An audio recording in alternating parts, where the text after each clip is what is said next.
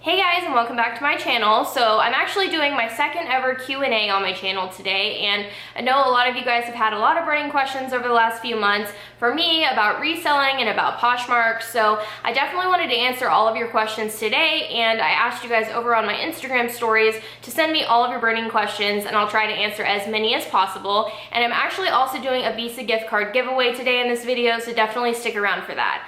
So if that sounds interesting, then just keep watching. Okay, so really quickly, I did want to let you guys know that Ebates is actually sponsoring a $250 Visa gift card giveaway on this video today, so definitely check the description box below and enter the giveaway, and you really can't go wrong with a free $250 gift card, so definitely sign up for Ebates if you haven't already and enter that giveaway down below, because Ebates is absolutely amazing for shopping online. It saves you so much money and it's super simple, so definitely check out that giveaway, and thank you so much to Ebates for partnering with me once again. Okay, so let's go ahead and jump right into your comments. I actually left this in my Instagram stories and had you guys ask me a question in the question feature, so I'm just gonna go through the questions and answer as many as I can. And this is probably gonna be pretty long because a lot of you guys had some really good questions, so I wanna go over as many as I can. So the first question is, what advice do you have for someone going full-time reseller in 2019? So the answer to that would be definitely save 6 months income from your current job before you quit your job, which I know that's a little lofty goal, but if you can do that before you quit, that's a substantially better way to live your life, just because you'll have that cushion in case sales are slow, or if you're still trying to figure out how to grow your closet and things like that. I definitely would recommend having like a nest egg of money saved, which I did not do this whenever I quit my job. I did have some money saved, but I was not fully prepared. So definitely I would recommend saving 6 months income just in case of an emergency, or in case, you know, something goes wrong. So definitely that. And then also I would say getting used to working from home full time is definitely a transition. It definitely was for me.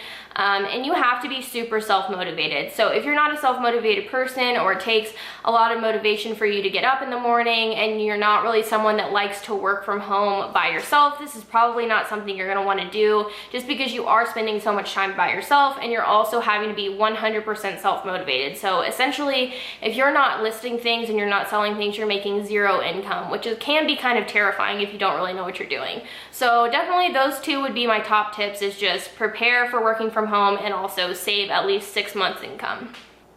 Okay, so the next question is from Lynn Simmons. Hi Lynn, I love you. How is the wedding planning going, and what is the date? So far wedding planning has been a little bit slow. I got a lot of the main things out of the way really up front, so my bridesmaids all have their dresses, I picked out my wedding dress, and we have a venue and a date planned, but there's a lot of little details that we're gonna have to do, and we're not using a typical wedding venue, so we're gonna have to order all the pieces and everything for the wedding, so it's actually gonna be a little more complicated to plan, and I think I'm actually a little bit behind, so I'm a little behind, but our date is May 25th, 2019, so it's coming up pretty fast, and I know the beginning of 2019 is gonna be super wedding heavy, so I'm getting ready for that. Okay, so the next question is, how long do you keep inventory that doesn't sell? So I've answered this a few times before, but in case you guys have not heard me say this before, I actually don't mind sitting on my inventory, especially now if you've missed it in my stories. I actually moved all of my inventory over to my brother's house. He bought a house in my neighborhood, and he has 2 extra bedrooms. So I'm actually storing all of my inventory in one of his rooms and renting those rooms from him. So one is for shipping and the other one is completely for inventory. So I actually don't mind hanging on to my inventory, especially because you guys know my average sale price is about $50. So I am selling something that's a little bit higher price, and typically they do take a little bit longer to sell. So I don't mind hanging on to my inventory for a little while, but if it's been listed for longer than like 6 to 8 months, I'll typically lower the price on Poshmark, and that usually gets it sold. And then if I just can't sell it, I will just either redonate it, usually to Dress for Success, where I love to volunteer, or I will just either send it into ThredUp or sell it at Plato's or something like that. But I actually don't mind holding on to my inventory, and it doesn't really seem to be that much of an issue, so I don't mind. All right, so the next question is, what is the most difficult part of selling on Poshmark for you? And the answer to that is definitely the unpredictability of sales, which this has nothing to do with Poshmark at all. It really is just more of being in sales for a career, is that you really don't know what you're going to be expecting for the next month, and you can't project exactly how much you'll be making. You can obviously project a range based on your past months, but you really can't project how much you'll actually be making. So that makes it a little bit difficult. And then when you add in the fact that we are thrifting for inventory and we're getting inventory secondhand, this does make a little bit more of a challenge to project how much you'll be making, and it can make things seem a little bit inconsistent. So I would say that's the most difficult part, is trying to juggle how much you'll be making and projecting the future based on your income. So I don't think Poshmark necessarily is a challenge itself, but just being in sales I think is pretty hard sometimes. Okay, so this next question I got several times, and it is, how do you handle lowball offers? And everybody gets lowball offers. I'm not immune to them. I get them all the time, and the way that I handle them is by countering. And the only reason that I would not counter an offer is if it's less than 50% of my asking price, because as we all know, I am selling discounted merchandise as it is, and I feel like my items are fairly priced, and I base them off of sold listings and off of my expertise in the field, I guess. So I'm basing things off of how much I've sold in the past, and I have a pretty good projection of how much something is going to sell for at this point. So whenever I get a lowball offer that's less than 50% of my asking price, that's just really unreasonable, and it's not something that you can negotiate with, in my opinion. And a lot of people would tell you always counter, and I think that's perfectly fine if that's what you want to do. And I do always counter unless it is less than 50% of my asking price, and then I just go ahead and decline, because the people who are making offers essentially are not really interested in purchasing. They're just trying to see if they can get it for that price, and I don't really think they're necessarily interested in the item as much as they are in trying to just see how much of a deal they can get. So that is my personal strategy. You don't have to follow what I'm doing, and I think it's honestly probably better to always counter offer, but if it's less than 50%, I just don't see those people turning or converting into potential customers. Okay, so my next question is, what did you do before reselling? And the answer to that is, I actually went to school for broadcast journalism, and I interned at a local TV station and was planning to be an on-air reporter. So I was always planning to be in the TV field and work in broadcast. But after college, I actually got a job offer, I think the week after I graduated, for a corporate job from a company that I was working for in college, and they offered me a really good salary, and I really couldn't say no to it. So I was working in marketing in the corporate world, and I was essentially working with consumer goods in Walmart, essentially. So I was working in corporate America, and then I got promoted to sales the next year, and then quickly after that, I quit my job to sell on Poshmark full-time, just because corporate America was just not for me. I really prefer to work for myself, and I really like the challenge of having to figure it out myself and not having someone give me a consistent paycheck. I actually like working for myself, so I really enjoyed Poshmark. I definitely quit my job sort of on a whim, and it wasn't necessarily as planned as it should have been. But in hindsight, I'm really happy that I did it, and of course, I'm really glad that I've built this YouTube channel and can help you guys with Poshmark. So I definitely enjoy Poshmark. It's definitely my passion, and it's something that I really enjoy doing every day. So I'm really excited that I quit my job for it.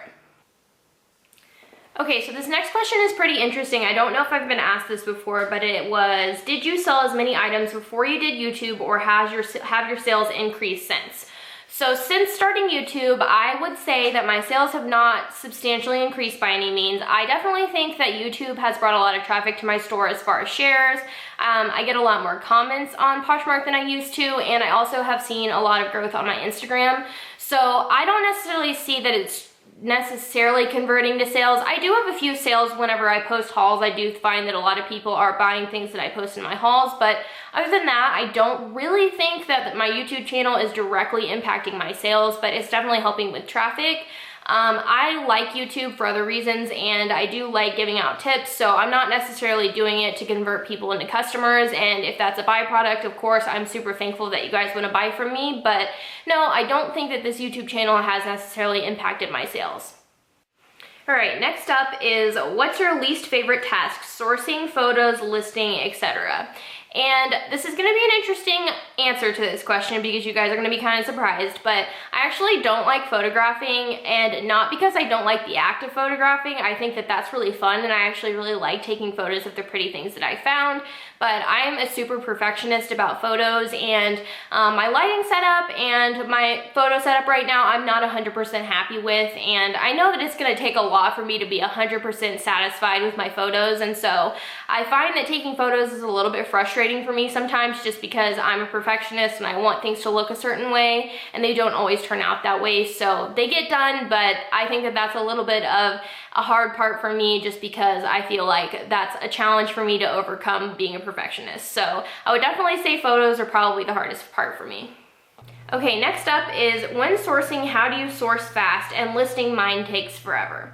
So I think that sourcing and listing are two things that you get better at with time. So I know from, selling on Poshmark for a super long time now, what it takes to build a listing. So it is much faster for me because I know the details that I need to include, which photos I need to include. So I'm able to knock out a listing pretty fast. So that just comes with time. As the more you do it, the faster you get. And then also I think sourcing gets a lot easier once you know what you're shopping for. So once you have an idea of what you're trying to look for your store, it's gonna be easier to spot these things in store. And if you have a method of how you go through the racks, that's really gonna help you too. I obviously am sourcing for brands. I'm also sourcing for quality, and I know a lot about, recent prints and things like that. So I'm looking for things that I'm familiar with, things that I sell often, and it gets faster once you know what you're looking for and you know how to go through the racks quickly. So I would say it definitely is just something that comes with time, and I would say kind of challenge yourself, like go in there and try to do it quickly and then go back through the same rack and look through everything and see how much you missed, because a lot of times you are spending a lot of time sifting through so much inventory that it's really more of a time waster than it is making you money. So I definitely would try to come up with new ways to benefit yourself in the store. Okay, so next question is, how did you become so knowledgeable on brands and styles you believe will sell? Okay, so this is another thing that comes with time, but obviously once you have more experience selling, you really come up with an equation for, combination of brands and styles that sell well for you. And I will say a lot of the things that people are selling, at least in my experience, the things that I see other people selling, they're picking up brands that they've heard other people talk about, but they're not necessarily focusing on brand and style combination. So I feel like that's a big problem that people have, is sourcing good brands, but pieces that are 10 to 15 years old, or their styles that are super oversaturated and things like that. So I definitely think it comes with time, but I definitely study other closets. I see what other people are selling. I look at showrooms, I look at parties and the brands that are featured in the Poshmark parties, and I also keep up with what is trending in fashion. So I try to keep my closet pretty trendy. I feel like the Poshmark buyer is consistently trendy and has been since the beginning of Poshmark, because it's a very blogger and millennial focused app. So I find that trendier styles sell substantially better, and I've tried many times to sell more career styles. I've tried to sell older styles and things like that, and they do not sell for me. So in my opinion, selling to millennials and selling current trendy styles works the best. And so I just essentially learned that over time, and I just try to keep up with what is trending in fashion and combine that with my personal style. Okay, so next question is, what camera do you use for filming your YouTube videos? I use a Sony a5100, and I would say it's pretty good. I really like it. It's really good for autofocus, and it's also good for vlogging. So I will probably upgrade my camera at some point, but it definitely gets the job done, and it's $500 or less, so it's a pretty affordable camera if you're trying to get into YouTube, and I like it overall. I don't have too many complaints. The next question is, how do you do your nails? I always think they look great. Thank you. I actually do dip on my nails, so I find that it lasts substantially longer than even gel nails, and you guys always ask me whenever I get my nails done what I do to them, and I just have dip done at the salon. I cannot paint my own nails. I blame it on being left-handed because I'm not coordinated at all, but I cannot paint my own nails, and that's like my one self-care thing I do every month, is get my nails done, and I always like to do dip. Okay, so next up is, do you think it's possible to be a successful reseller without being on social media? And I have a pretty biased opinion of this, obviously, because I'm very active on social media, but I don't think you have to do what I'm doing to be successful in reselling at all. I do think you need to have a social media presence for sure. Even if you don't want to give out tips, you don't want to talk about thrifting, and you want to have a strictly business profile where you don't talk about where you're getting your inventory or anything like that, I think that you need to have some sort of social media to promote your business. And I find that people appreciate authenticity and they want to get to know you as a person. So I would definitely say that's my number one social media tip if you're trying to get into social media but don't really know how to do that. You don't have to do what I'm doing and give out tips or anything like that, but I would definitely say just be your authentic self and promote your business that way, because I find that people resonate with you being yourself and really just want to get to know people on a personal level. And I find that the super perfect blogging type stuff is great for sales, but overall it seems a little bit too perfect and not as relatable. So I would say just be yourself, and if that means not talking about reselling and just talking about your business and what you're selling, then that's totally fine. Okay, so the next question is, how long did it take for your profit to surpass your cost of inventory and supplies? So far, I'm breaking even. So the really good thing about reselling and buying secondhand is the fact that your inventory costs are going to be super low, and also you're not having to buy in bulk. So I know when you join like LuLaRoe or another MLM, you're having to do a massive investment up front. You're having to spend thousands of dollars to get everything going. Or if you're going to build a brick and mortar store, you're going to have to pay all of the overhead. You're going to have to pay for all of the inventory. But the good thing about reselling is that you're starting so small that really you're going to be profitable pretty fast. And the profits obviously aren't going to be in the thousands in the first month, but really you're buying for so low, and essentially you're also going to be working from home, which keeps your cost of running your business very low. So really you should be profitable pretty fast in reselling, just because the cost of goods is so low and your cost of running your business is super low, because essentially you just need the very basics to start. So your inventory, a natural source of light, a phone or camera, and very basic shipping supplies from the post office. So you actually should be profitable pretty soon after you start, and obviously as you grow your business you may need to figure out other ways to get inventory or ways to grow, but at first you should be profitable pretty quickly. All right, the next one is, if you had to choose listing or sharing, which one would you choose to make the most money? And my answer to this is definitely listing, and I will say my sharing is slacking. I feel like I could definitely do more self-shares, I could do more community shares, but I think that listing new inventory and bringing a new product to the market is really way more important, and I personally feel that it definitely benefits you in the algorithm and within Poshmark to be listing consistently, so I definitely would say listing over sharing any day. All right, the next question is, do you and Jason want kids? So this is a pretty interesting question because I actually don't know the answer to this yet, but Jason actually has a 6-year-old son who we have part-time, and we love having him, but I'm not super motivated to have a family at this point. I probably will want to have kids in the future, maybe in the next couple of years, but right now I'm really just working on my business and my relationship with Jason, and if we decide to have kids, of course I'll be super thankful if we have any, and I think that'll be a really great time of our lives, but right now we're not really planning to have any, and if we do, it probably won't be until like 2020 or later, so we'll see.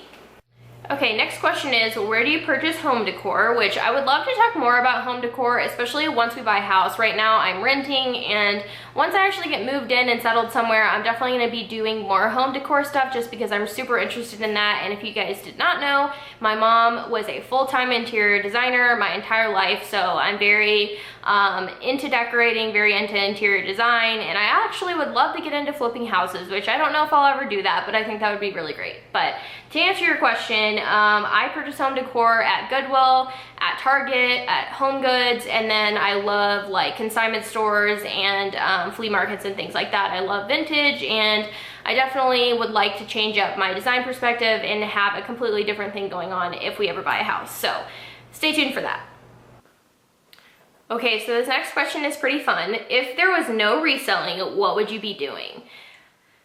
That's a crazy hard question just because I can't imagine a life without reselling. That would be crazy. But I would probably well, one of two things would happen. I would start a business, maybe a boutique or something like that, or I would probably create my own brand, which I do hope to do that at some point in my life. I would love to have my own brand and, you know, obviously have my own company. So that would be a really cool dream of mine if I was not in reselling. But also, if I wasn't working in fashion or in business, I would probably go back to broadcast journalism. And I love journalism and I love politics and I love learning, you know, people's unique stories and things like that. So definitely being a journalist I think would be really cool and potentially something I might get back into someday.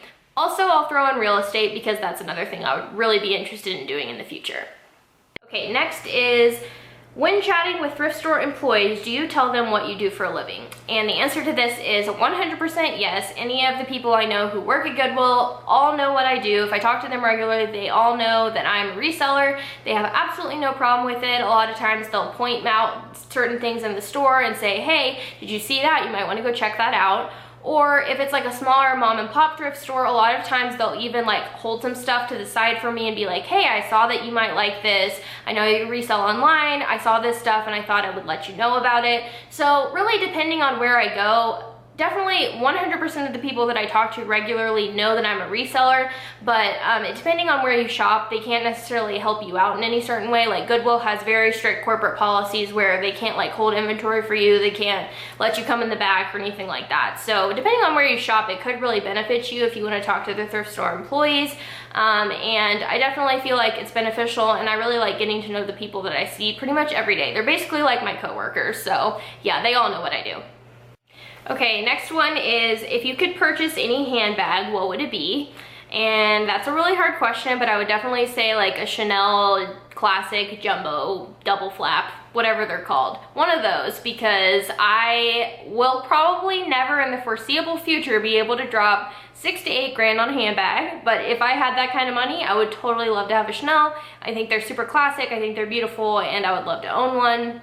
And I also just love Louis Vuitton. I love all of their new designs, and I love the classic monogram. So probably either Chanel or Louis Vuitton. Okay, so we're coming to the end, and the very last question is, how many active listings do you have in your store? And right now I have just under 600 active listings, and in 2019, that's gonna be increasing substantially. And I know you guys asked me a lot about 2019 goals, and I couldn't talk much about it in this video, but stay tuned for some big 2019 announcements. I have a ton of goals for 2019, and there's some huge changes coming. So please stay tuned, and if you have not already, please like this video and subscribe to my channel down below if you haven't already, and make sure you're following me on Instagram for all of my big announcements coming up and all the things I'm super excited about for 2019. So thank you guys so much for sticking around and watching this whole video, and I'll see you guys soon. Bye.